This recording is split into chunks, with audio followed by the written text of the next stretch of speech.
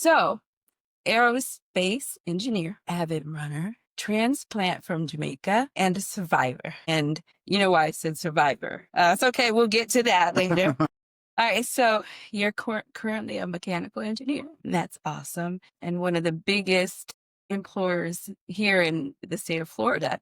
So can you tell me what your line of engineering does, like the parameters of it? Yes. So my degree is actually in aerospace, but aerospace and mechanical are so similar. Like our curriculum is pretty much the same up until the very last year. First job was with an aerospace company in California. And what they do is they design. So my job is pretty much sitting in front of the computer and doing all the design and then watching it get built. And then Okay. helping with the building Okay. and then shipping it off to the vendor. So is there a lot of math involved? Yes, there's some math, but it's not like writing on the paper math. It's Okay. like the computer, and they have software that does like all the calculations for you. Okay. Okay. Well, that's totally opposite of what I do. I'm looking at kids and Yeah. analyze. So you have a nice calm job. Huh? Can I just go ahead? Yeah, dealing with like the vendors and dealing with the customers. Okay. So yeah. Okay. So on some days it's calm and Other days it's hectic. So as I was reading your bio, saw that you wrote down about your least favorite teacher. And so I've been teacher for 27 years, and I was like, oh Lord, I hope I'm. So do you feel like teachers have a big impact on students and their learning and what they inevitably become? Yes, absolutely. My mom is a teacher. Is she? Yes. Okay. So I grew up being the teacher's kid and Okay. helping her mark her papers and watching her groom her children and Right. seeing how my teacher groomed us as children. So every stage of life, I always had a favorite teacher. Yeah. And I always told my mom, "Oh, Miss Levy is my favorite teacher because of this one." Right. And the teacher that was responsible for me being an engineer now, like trying to get a hold of him, trying to find him, but he was very inspirational, very, because I was at that age, I was unsure of myself. I wasn't good at math. Yeah, so he was motivated, and that's what I try to do as well. And it makes a difference. You have your least favorite and your favorite that really got to you to where you're going. Yeah. That's awesome. So once you got to college, was there like a change that you felt like, okay, I want to start in this field, and then you change it? Because I know you wanted to. So what happened there that caused that change? So my first time in an airplane. Oh, okay. It wasn't my first time, but I started flying more. Okay. Like the turbulence, so I don't know if I can. Oh, okay. I switched and was like, I'll just do the next best thing, which is design the airplanes. Oh, cool. Yeah. Oh, that's awesome. And so you're a Mercedes-Benz connoisseur. Yes. How did that come about? Well, I like cars and Right. I think everybody went through that Toyota Camry. Yeah, I mean, very reliable. Yeah, I love it. exactly. When I went inside this car and I, fascinated. You have one. You keep it up to par. Oh my gosh. I can't even keep my one up to par. Every time I see you, you're happy-go-lucky. But after reading your bio, it just seems a little more complicated than that. But I don't want to get into that yet. Sometimes I actually hear you sing it. Oh, no, my God. But I did that too because I'm in a choir. And then also you did like praise and worship dance and inspirational dance. Wow, do you do that at a church here? No. That was when I was younger. Oh, when I was in high school. Saturday was, started with choir. Sunday, of course, we went to. Do you sing or anything? No. No? Well, I hear you all the time. I'm embarrassed. So your teacher, Philip Ross, physics, is that the one that inspired your? Yes. Okay, that's awesome. And I'm glad to, know that because, was it something that he said in particular or was it just the motivation that he gave you? It was a motivation. I remember one time, I remember he used to calling us to like do the math, give you a chance to like, refuse. Right. Calling me one time. I was like, no. They said, no, come up and do it. And I'm like, no. It's like, no. Yeah. Kids are so apprehensive about that anyway. Yes. And I have to, do that to my own students because I know how it felt for me. I hate it now. I love it now. And I love imparting that into, children because I know that there's this scary thing about math. Yeah. But I'm glad to hear that. I hope I'm like him. Yes, I'm sure. So I learned that you're a vegetarian. Yes. Do you recommend that lifestyle to people, or was it something that you had to do because of? Well, I have worked for others. Absolutely. You know, Absolutely. so I remember my doctor said, okay, try it for the 40 days and see if it works. And sure enough, I was like, and the one, so I just decided to continue. Totally cut out meat. Yeah. Wow. Because so, ooh. Okay, so not even chicken. No chicken, no fish. Wow. So it made that big of an impact. Yes. Wow. So, I pulled up the statistics on high blood pressure. So I was reading that in 2023 statistics said that high blood pressure was a primary contributing cause of over 660,000 deaths in the US. And then when COVID came around, and 5 deaths were related to people that, and that's amazing that just a simple change like that would help. Yeah. Wow. So I'm teetering the fence of actually, I'm not going to say vegetarian, but taking out the red red meat, meats. Yeah, and pork. I've already omitted that, but like chicken and fish and things like that. Yeah. So I think I'm gonna start slow and Yeah, see, because I could tell that there's an onset of something. Yeah. Because it also runs in my family. Okay, so now in reading your bio, you mentioned that your mother and father separated when you were born, and that you had only probably see him twice. So do you think that the absence of your father shaped the man that you are? And this is what I mean by that: anger, or brought about the will to never want to leave family, because this is what I read. Mhm. And just tell me whether or not this rings true. An absent father can have significant effects on a son, often leading to lower self-esteem, behavioral and emotional challenges like depression, anxiety, and difficulties in future relationship. Boys without a father figure may struggle with identity, may be more prone to aggression or risk taking, and could face academic or career disadvantages. Mhm.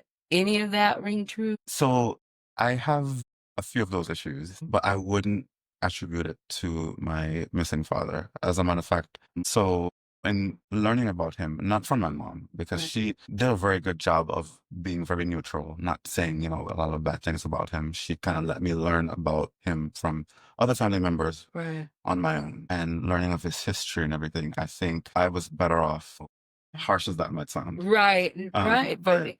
But inevitably, it's true in some cases.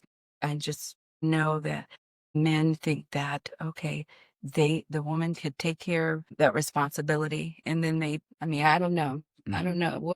What's your take on that? Well, I know from my dad, like Yeah. he was kind of like that. He believed that he pretty much could do anything.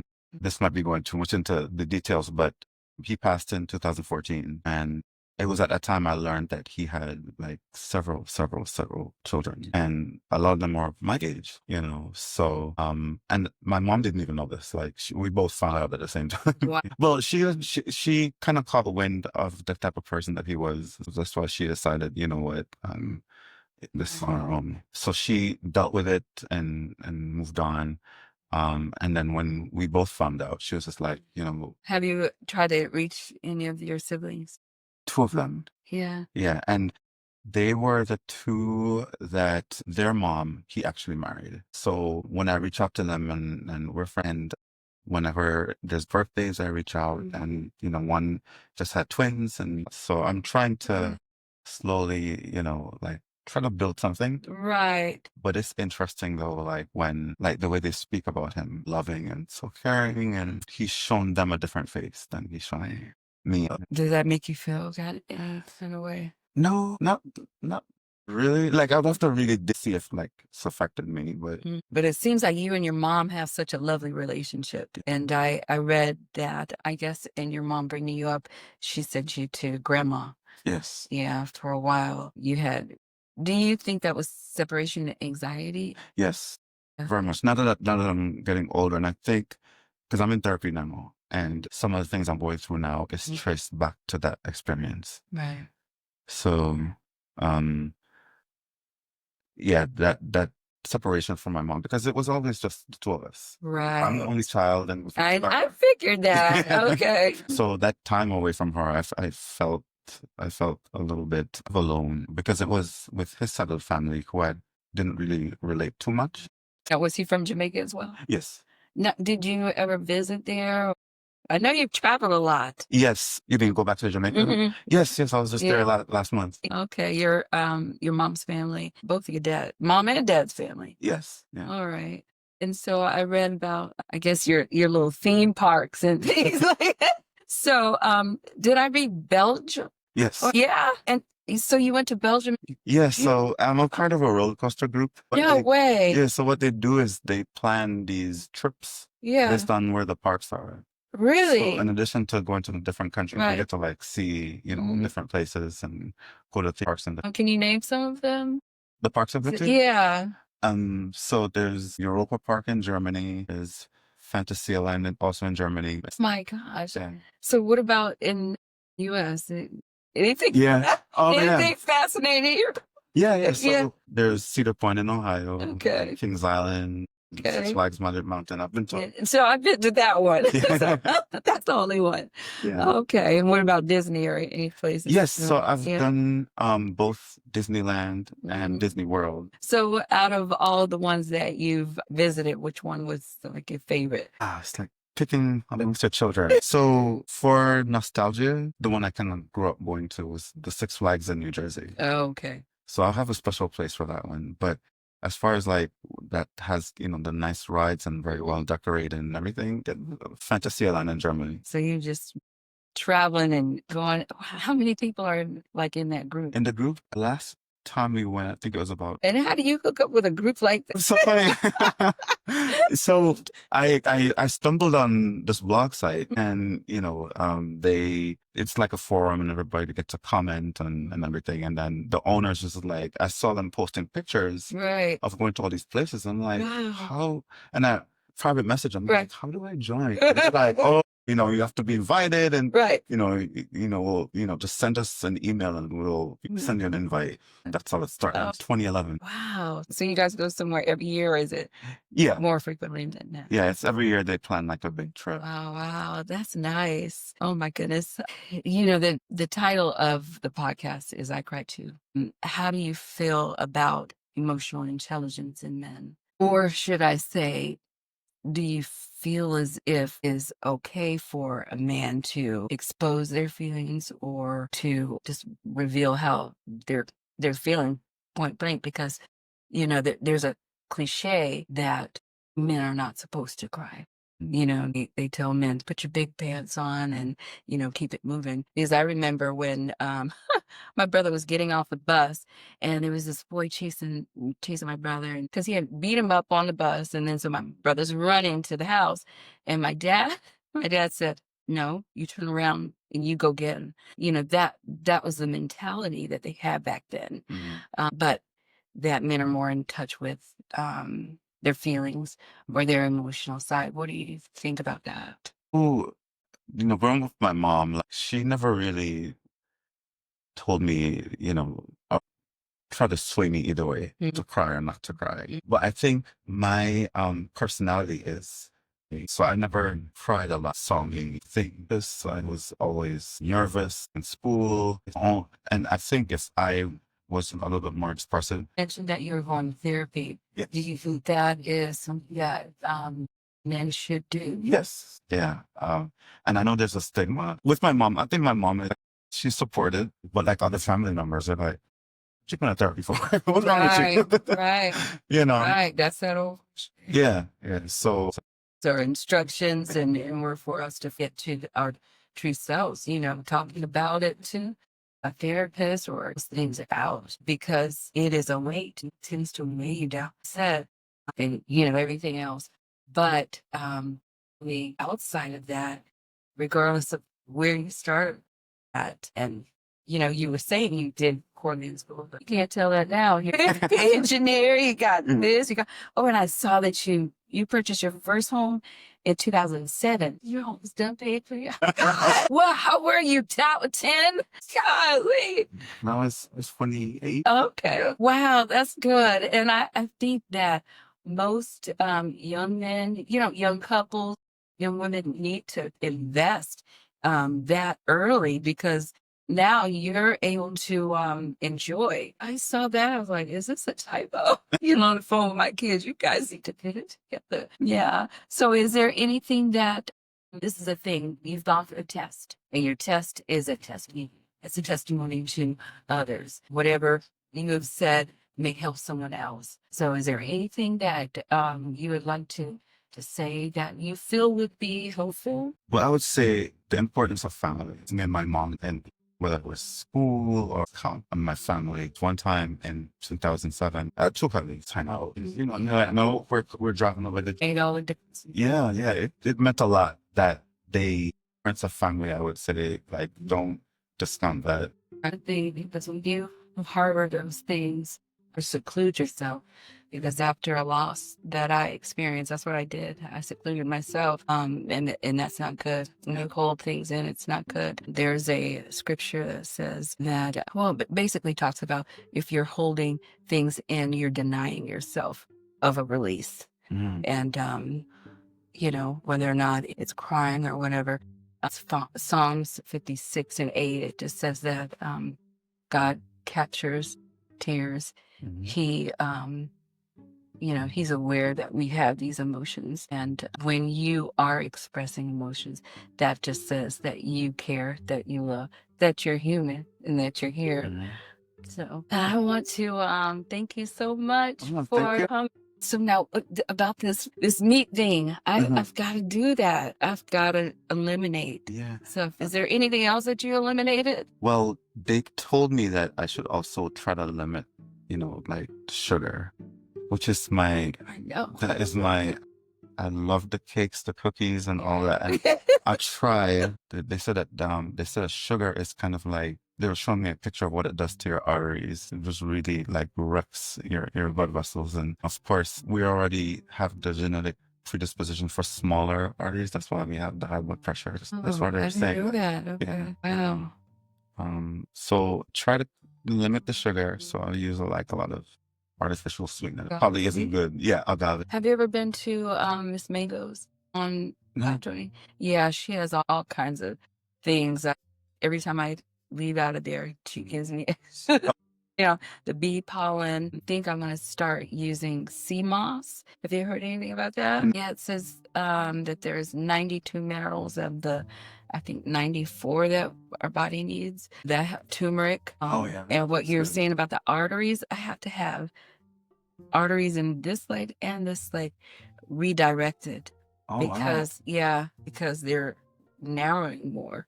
So it causes swelling. Yeah, I know with my family, I have so many negative things in my family, the congestive heart failure, the high blood pressure, diabetes, all of that. My parents, they early, they were in their 60s.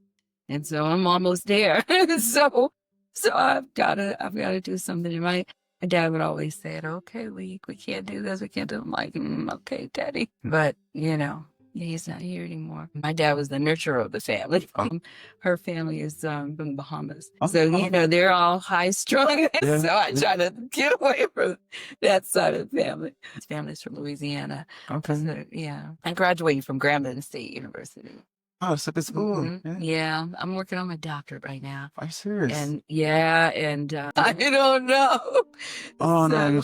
I'm only 3 classes in, but oh my God, it's rough. And it's like, and it's online through Liberty University in Virginia. I'm like, do y'all teach us anything? I got teach myself. So, but so do you have to go up there every once in a while to have some though? Yeah, thank you. So you get an education? Education law. So I got my master's in education law. Oh, okay. Yeah. There was a time in which I thought I was going to be an attorney. I opened up not the LSAT, and I'm like, what? because you have to be so analytical. I wanted to ask you, Yeah. so with engineers, they say that engineers are a fine line between being on the spectrum. Like you guys are OCD, and is that you? Yeah. And I'm not so bad, but I see people at work, Yeah. and yeah. Yeah, my son's like that. He's a mechanical engineer, but he was in an accident. He was in a motorcycle accident, and after that accident, he just tried to.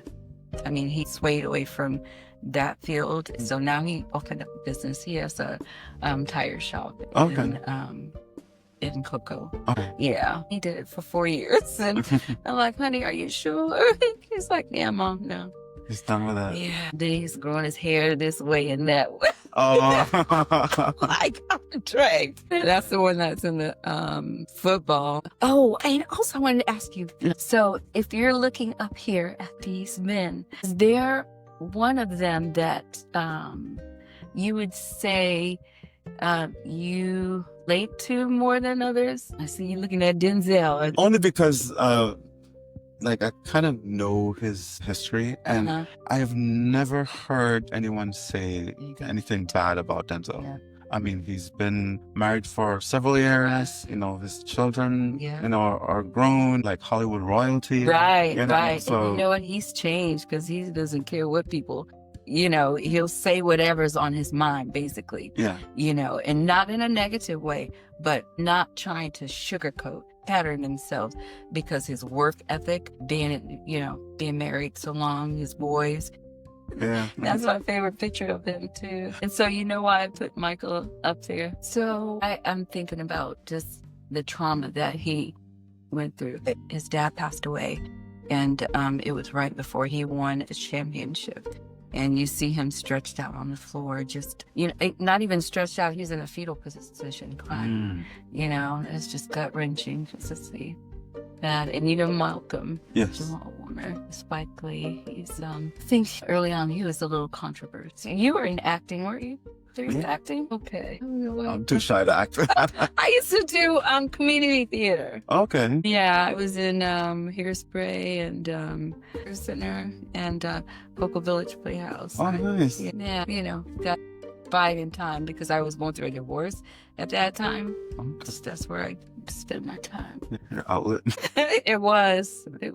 They call it Broadway on Brevard. Okay. Or Broadway. Yeah, Broadway on Brevard. Oh, that's nice. Yeah, my mom is into plays. Is she? Yeah, she loves plays, and she saw a brochure of there's actually a show coming up that she wanted to see. At Cocoa Village? Okay, yeah. I remember the first time I went, it was Aida, or something like that. It was just so amazing.